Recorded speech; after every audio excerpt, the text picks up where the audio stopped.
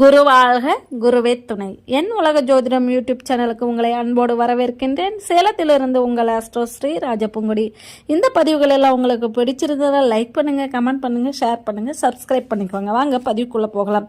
இந்த பதிவு என்னன்னா, நீச்சம் பெற்ற கிரகம் நற்பலன் தருவதற்கான சிறப்பு விதிகள் என்னென்ன அப்படின்னு பார்க்கலாம். இந்த பதிவுல வாங்க பார்க்கலாம். நீச்சம் பெற்ற கிரகம் அம்சத்தில் ஆட்சி உச்சம் பெறுவது ஒரு சிறப்பு விதியாகும்.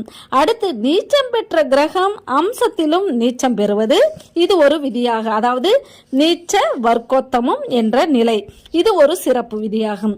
அடுத்து நீச்சம் பெற்ற கிரகத்தை நீச்சம் பெற்ற கிரகம் பார்ப்பது, அதாவது சூரியன் துலாத்தில் நீச்சம் பெறுகிறார் என்று வைத்துக் கொள்வோம். செவ்வாய் கடகத்தில் நீச்சம் பெறுகிறார்.